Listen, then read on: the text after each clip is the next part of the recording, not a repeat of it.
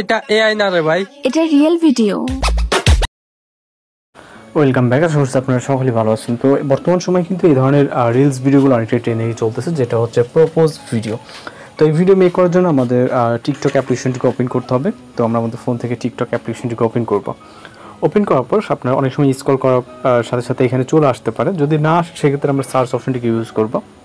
আমরা আমাদের ফোনের সার্চ অপশনে ক্লিক করব, এখানে টাইপ করব প্রপোজ।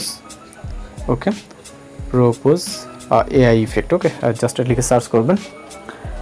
সার্চ করার পর এখানে সর্বপ্রথম যে ইফেক্টটি দেখতে পারবেন প্রপোজ এআই। ওকে, জাস্ট এটার পাশে যে ক্যামেরা আইকনটি দেখতে পাচ্ছেন এটার উপর ক্লিক করবেন। ক্লিক করার পর আপনার গ্যালারিটা ওখানে ওপেন হয়ে যাবে। সাথে সাথে আপনার ফ্রন্ট ক্যামেরা, আপনি চাইলে ইনস্ট্যান্ট ফটো তুলে নিতে পারেন অথবা ব্যাক ক্যামেরা দিয়ে। তো আমাদের মূলত এখানে গ্যালারি থেকে আমরা একটা পিকচার নেব। এখানে দেখতে পাচ্ছেন গ্যালারি আইকন, এটার উপরে ক্লিক করে আপনি একটা সিঙ্গেল পিকচার নেবেন। ওকে, আমি জাস্ট সিঙ্গেল একটি পিকচার নিলাম। নেওয়ার পর এখানে লেখা দেখতে পাচ্ছেন ইউর ইফেক্ট ইজ জেনারেটিং। ওকে, তো এখানে পার্সেন্টেজ কাউন্ট হচ্ছে, এখানে 100% হয়ে যাবে। এখানে 5 মিনিট দেওয়া আছে, অনেক সময় 5 মিনিট লাগে, অনেক সময় 2-3 মিনিটের ভিতরে হয়ে যায়। তো এখন আমাদের যে কাজটি করতে হবে, আপনি এখানে ওয়েট না করে জাস্ট এখানে কন্টিনিউ জেনারেটিং ইন ড্রাফটসে ক্লিক করবেন।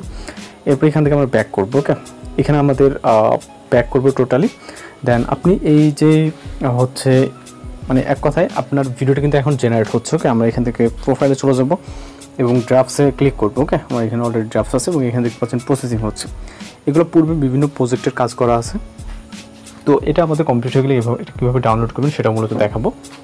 এবং এইখানে ড্রাফটস আপনি যদি এখন নেটওয়ার্ক কানেকশন অফ করে রাখেন অথবা আপনি যদি মিনিমাইজ অথবা ক্লোজ করে দেন, তাহলে কিন্তু আপনার ভিডিওটি জেনারেট কন্টিনিউ হতে থাকবে। ওকে, কমপ্লিট হয়ে গেলে এখানে কমপ্লিট দেখতে পাবেন। আপনি যে কোনো সময় টিকটকে ওপেন করে দেন আপনি আপনার রেজাল্টটা কিন্তু দেখতে পাবেন। ওকে, তো জাস্ট আমরা ওয়েট করবো এখানে ভিডিওটি এক্সপোর্ট হওয়া পর্যন্ত এবং কীভাবে এখান থেকে সেভ করবেন বা আমাদের রেজাল্টটি কেমন হলো সেটাও কিন্তু দেখাবো।